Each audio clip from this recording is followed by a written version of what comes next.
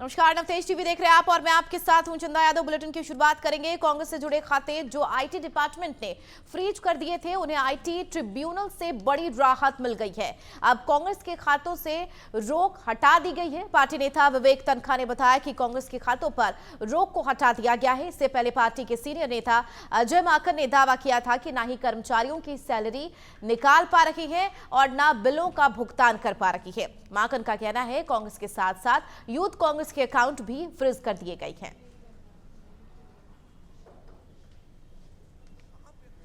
हिंदुस्तान के अंदर लोकतंत्र पूरी तरीके से खत्म हो गई है, तालाबंदी लोकतंत्र की हो गई है। हम लोगों को परसों ये जानकारी मिली कि जो चेक हम लोग इशू कर रहे हैं वो बैंक्स उस चेक को ऑनर नहीं कर रहे हैं। उसके ऊपर जब हम लोगों ने आगे छानबीन करी तो हमें बताया गया कि देश की मुख्य ऑपोजिशन पार्टी के सारे अकाउंट्स फ्रीज कर दिए गए हैं। कांग्रेस पार्टी के अकाउंट्स पर तालाबंदी हो गई है। कांग्रेस पार्टी के अकाउंट्स फ्रीज कर दिए गए हैं। हमारे देश में लोकतंत्र पर तालाबंदी हो गई है और ये कांग्रेस पार्टी के अकाउंट्स फ्रीज नहीं हुए हैं, हमारे देश में डेमोक्रेसी फ्रीज हुई है। हैरानी की बात यह है कि जब 2 हफ्ते केवल यह हफ्ता चुनाव घोषणा के लिए रह गए हों, ऐसे समय में प्रमुख ऑपोजिशन पार्टी के अकाउंट फ्रीज करके यह सरकार क्या दिखाना चाहती है। राजधानी जयपुर में बुधवार को कांग्रेस नेता सोनिया गांधी ने राज्यसभा के लिए अपना नामांकन दाखिल कर दिया। इस दौरान कांग्रेस ने सोनिया के नामांकन को पार्टी के लिए काफी महत्वपूर्ण बताया है। बताया चले पूर्व पीएम मनमोहन सिंह राजस्थान से राज्यसभा के सदस्य रह चुके हैं। मनमोहन सिंह ने इस बार चुनाव लड़ने से इंकार कर दिया। इसी कारण पार्टी अब उनकी जगह पर सोनिया गांधी को राजस्थान से राज्यसभा भेज रही है। वर्तमान समय में सोनिया गांधी अपनी परंपरागत लोकसभा सीट रायबरेली सीट से सांसद हैं, लेकिन उनके राज्यसभा में चुने जाने के बाद रायबरेली सीट खाली हो जाएगी। ऐसे में माना जा रहा है कि लोकसभा चुनाव में सोनिया गांधी की सीट पर उनकी बेटी और कांग्रेस महासचिव प्रियंका गांधी वाड्रा को उतारा जा सकता है। इसी को लेकर नवतेज टीवी ने भाजपा प्रवक्ताओं से खास बातचीत की।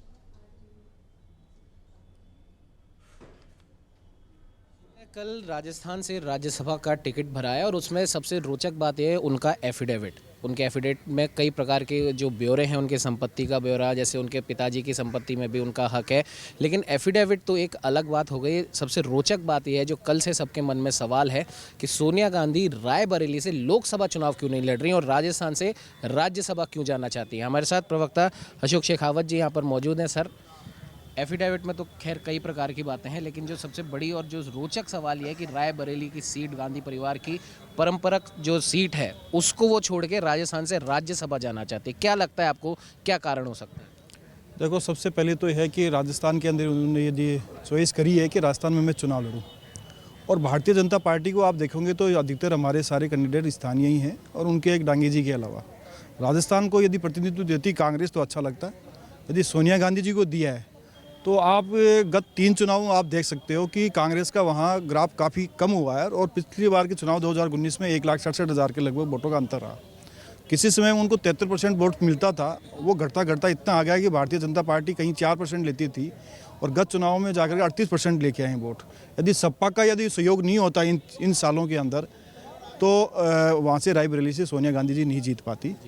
तो यदि वहाँ से लड़ते तो कांग्रेस यूपी में मजबूत होती, लेकिन उनको पता है कि यूपी में हमारा जनाधार नहीं है। उससे पहले राहुल गांधी जी भी वहाँ गए और उसके पश्चात प्रियंका गांधी जी भी गई और उन्होंने नारा भी दिया, लेकिन वो नारा नहीं चला।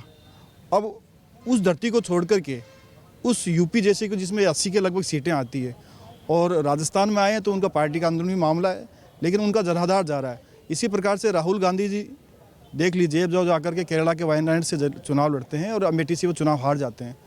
सुरक्षित सीट जीतना और सुरक्षित जगह जाना, यह गांधी परिवार की एक खासियत रही है। ऐसी जगह नहीं जाते जहां पर ये संदेश मिले कि उस क्षेत्र के अंदर सभी वोटों का हो और सीटें अधिक से अधिक कांग्रेस जीत सके।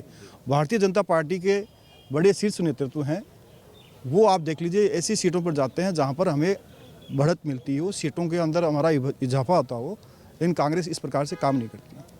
हमारे साथ पारिक जी भी मौजूद हैं। सर, आपसे जानना चाहेंगे, एफिडेविट जब भरा तो उसके बाद में पूर्व मुख्यमंत्री अशोक गहलोत ने बयान दिया कि सोनिया गांधी राजस्थान से लड़ रही हैं। गर्व की बात है क्योंकि ये वो महिला है जिसने प्रधानमंत्री का पद ठुकराया था। प्रधानमंत्री पर ठुकराया नहीं ठुकराया ये तो अलग बात है, लेकिन वो बेल पर हैं। कांग्रेस कि कांग्रेस के नेता तो जेल पर हैं या बेल में हैं। तो जो लोग बेल पर हैं वे आकर चुनाव लड़ते हैं। राजस्थान गर्व की बात है तो माननीय मुख्यमंत्री अशोक गहलोत जी बता सकते हैं। हार का डर और भय इनसे भागकर यूपी से रायबरेली से भागकर यहाँ पर पहुंची सोनिया गांधी। यदि गर्व का विषय तो निश्चित रूप से कांग्रेस का पतन का कारण भी यही है। देखा आपने जिस प्रकार से भाजपा के तमाम लोगों का ये कहना है कि सुरक्षित सीटों की तलाश जब ही की जाती है जब कहीं और से हमें हार का डर सता रहा हो, और शायद यही सबसे बड़ा कारण था कि लोकसभा में पिछली लोकसभा चुनाव के दौरान राहुल गांधी 2 सीटों से लड़े थे और वायनाड से वो जीते और अमेठी से वो हारे। और शायद यही वजह है कि कांग्रेस की सबसे बड़ी नेता कही जाने वाली सोनिया गांधी को भी आज सुरक्षित सीट तलाशने की ज़रूरत पड़ गई। सहयोगी कैमरामैन राकेश के साथ उमंग माथुर, नवतेज टीवी, जयपुर।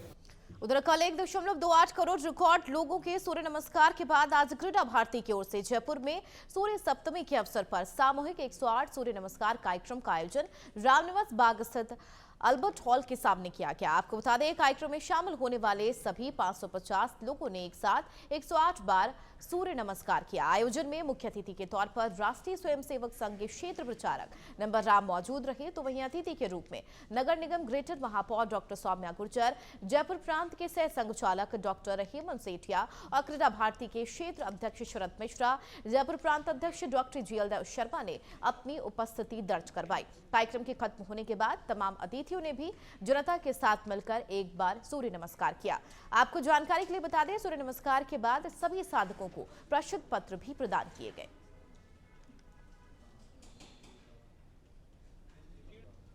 सूर्य नमस्कार न केवल एक आसन है, वो हमारी एक विरासत के रूप में हमारे पूर्वजों को दिया हुआ एक फिट इंडिया के लिए या फिर हमारे स्वास्थ्य के लिए एक स्वास्थ्यवर्धक व्यायाम है, जिसको नियमित रूप से अगर हम करते हैं तो हम तो स्वस्थ रहेंगे ही, और जब हम सब प्रदेशवासी देशवासी स्वस्थ रहेंगे तो हमारा देश भी आगे बढ़ेगा और विकसित भारत के रूप में बनकर आगे निखरेगा।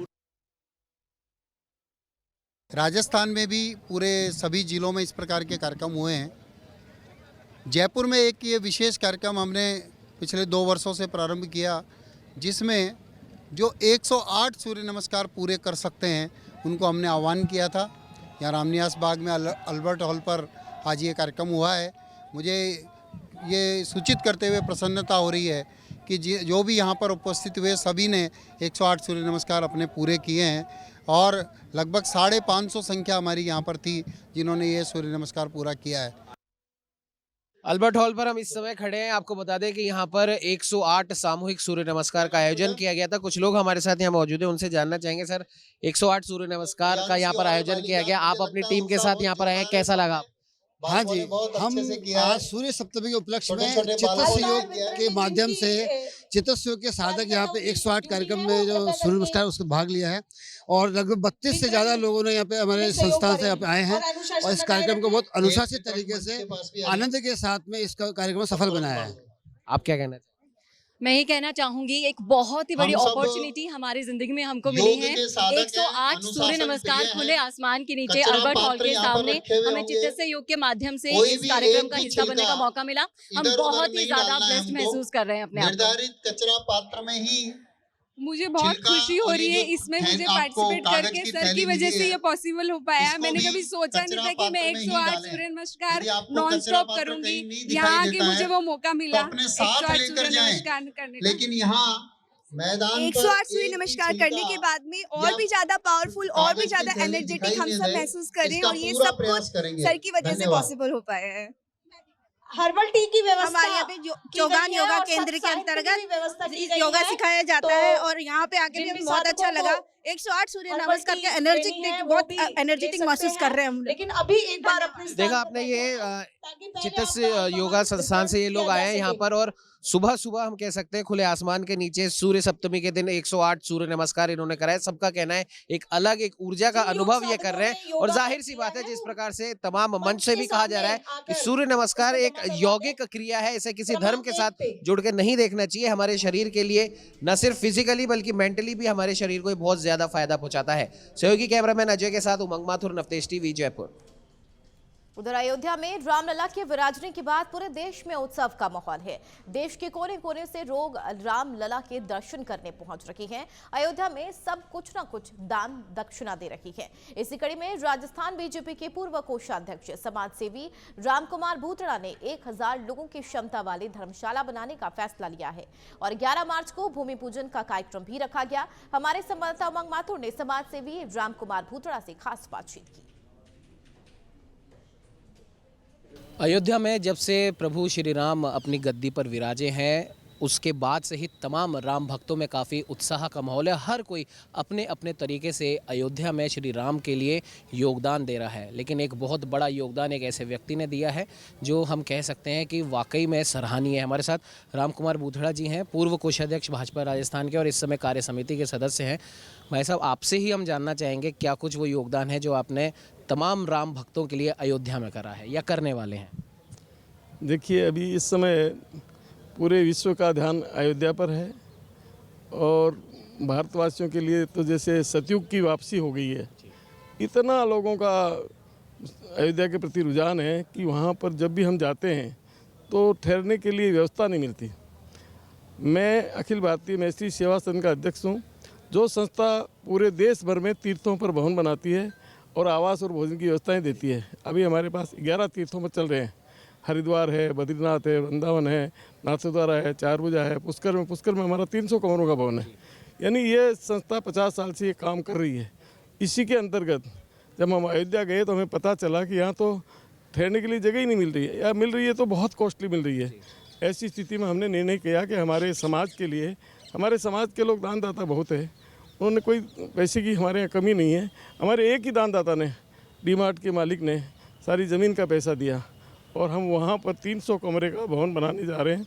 11 मार्च को उसका भूमि पूजन करेंगे और मेन हार्ट ऑफ सिटी उस अपने इसके दशरथ कुंड के पास में परिक्रमा मार्ग पर हमने ज़मीन खरीदी 80,000 फुट और उसका नक्शा स्वीकृति के लिए लगा दिया है और 11 मार्च को भूमि पूजन करेंगे, जिसमें लोकसभा अध्यक्ष माननीय ओम प्रकाश बिरला आएंगे, माननीय योगी आदित्यनाथ जी की भी आने की संभावना है, राजस्थान के मुख्यमंत्री माननीय भजनलाल जी पधारेंगे और गोविंद देव गुरु जी उसका पूजन वगैरह विधिवत कराएंगे।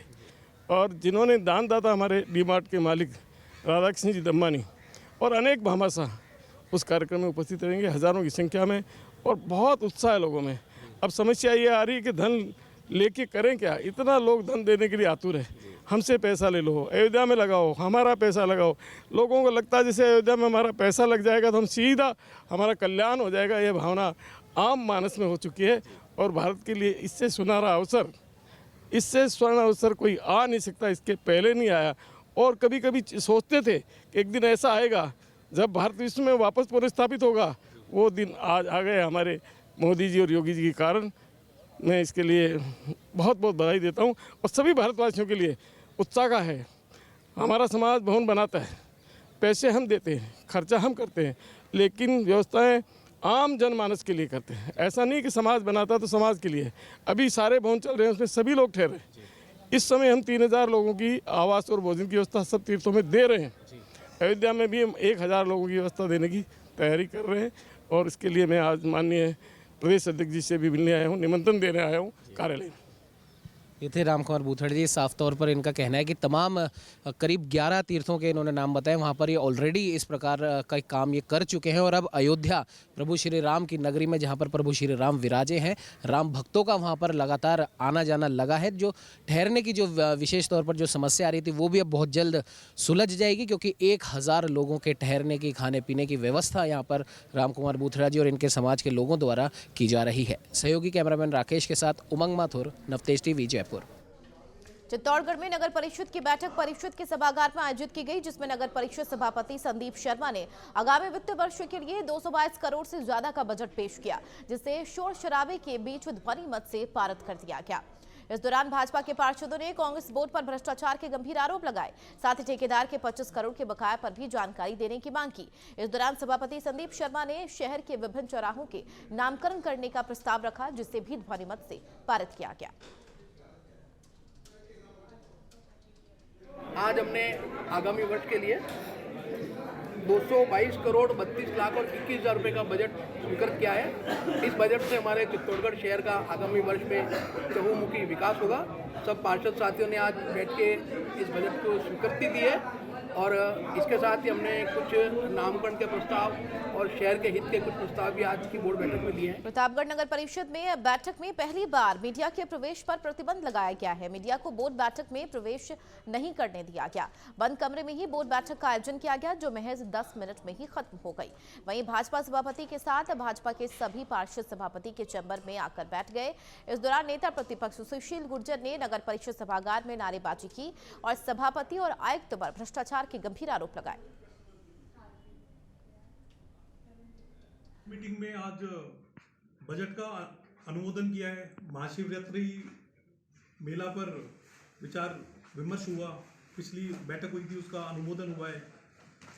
जवाहर नगर स्थित श्री राम सर्कल चौराहा का सौंदर्यीकरण कार्य पर विचार विमर्श, नगर परिषद सीमा से लेकर Chittor road, Mandsaur road, Arnod road, Banswara road, Dariyawad road पर मुख्य दरवाजा व डिजाइनर के लाइटिंग कार्य तथा झांसड़ी रोड पर रोकड़िया बालाजी के नाम से मुख्य द्वार बनाने पर विचार विमर्श, प्राचीन दीपेश्वर तालाब बगवास तालाब का सौंदर्यीकरण कार्य पर विचार विमर्श, अहिंसा नगर विस्तार आबकारी रोड पर ऑक्शन की अनुमति पर विचार विमर्श, मीटिंग हॉल बनाना है नया उसके ऊपर, और 2 कार्मिक है उनके नियमितीकरण और एक एसीबी के प्रकरण में अभियोजन।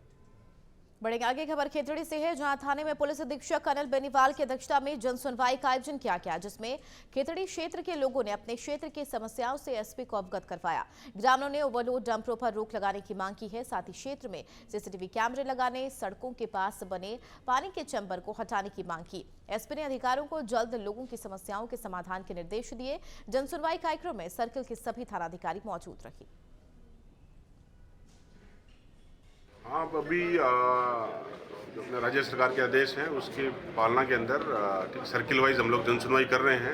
इसकी हमने शुरुआत श्री माधोपुर से की थी, अजीतगढ़ सर्किल से, और आज उसी के कंटिन्यूएशन में हम यहाँ पे खेतड़ी सर्किल के आज हमने जनसुनवाई की है। और ठीक सीएलजी मेंबर्स के साथ हमने मीटिंग की है। खेतड़ी एरिया के जो ठीक प्रबुद्ध लोग हैं उनके कोई इश्यूज़ हैं, उनके बारे में बातचीत की है और बहुत ही एक सकारात्मक तरीके से हम लोगों की बातचीत हुई है। जो भी इश्यूज़ आए हैं उनके, उसके ऊपर हम लोग पूरी कोशिश करेंगे कि और अच्छी पुलिसिंग इस एरिया के लोगों को हम लोग दें। और ठीक है, ये संवाद कार्यक्रम लगातार चलता रहे। खबर बीकानेर से है, जहां महाराजा डॉक्टर करणी सिंह जी के जन्म शताब्दी वर्ष पर महाराजा राय सिंह जी ट्रस्ट के अध्यक्ष प्रिंसेस राजश्री कुमारी जी ने जूनागढ़ में फोटो प्रदर्शनी का उद्घाटन किया। इस फोटो प्रदर्शनी में महाराजा राय सिंह जी ट्रस्ट द्वारा ऐतिहासिक जूनागढ़ फोर्ट, बीकानेर में महाराजा डॉक्टर करणी सिंह जी के जीवन काल को दर्शाते फोटोग्राफ्स की फोटो प्रदर्शनी का उद्घाटन किया। यह प्रदर्शनी जूनागढ़ फोर्ट में पूरे वर्ष चालू रहेगी और आशा करते हैं यहाँ आने वाले देशी विदेशी पर्यटकों के लिए आकर्षण का केंद्र रहेगा। हमारे संवाददाता के सिंह ने प्रिंसेस राजश्री कुमारी से खास बातचीत की। इस वक्त मैं मौजूद हूँ बीकानेर की जूनागढ़ में आर्ट गैलरी का उद्घाटन हुआ है, और खास तौर पर अगर आर्ट गैलरी की बात करें तो महाराजा करणी सिंह की स्मृति में ये एक वर्ष मनाया जा रहा है, उसी में आयोजित हो रहा है। यहाँ बीकानेर में आप देख सकते हैं अलग अलग तरह की ये जो गैलरी है, इस गैलरी के अंदर अलग अलग तरह की तस्वीरें हैं और महाराजा करणी सिंह की ही तस्वीरें हैं। बात करते हैं श्री कुमारी जी से, इन्होंने उद्घाटन किया विधिवत।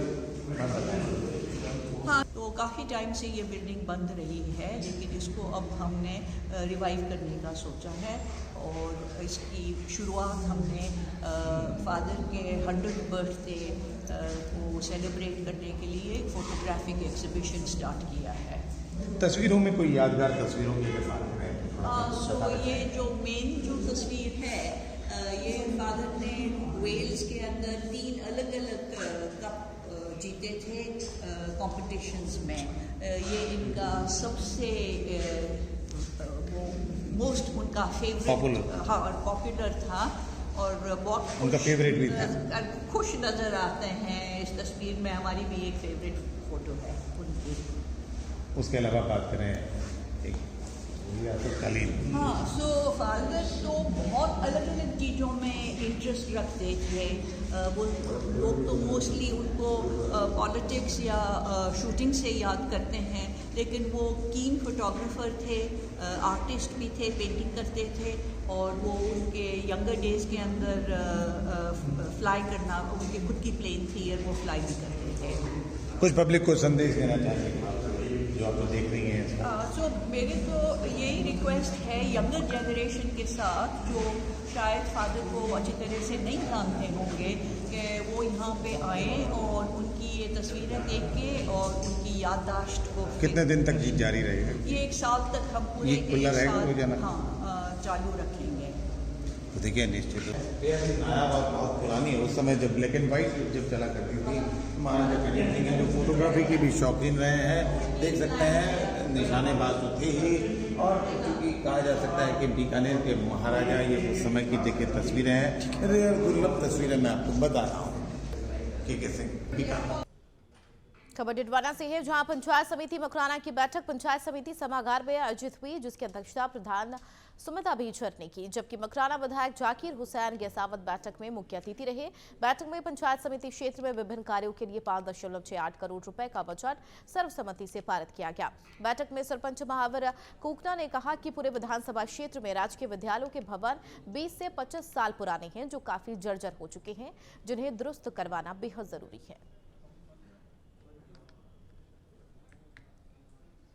खबरों में फिलहाल मेरे साथ इतना ही। बाकी और भी खबरों के लिए बने रहिए नवतेज टीवी के साथ। नमस्कार।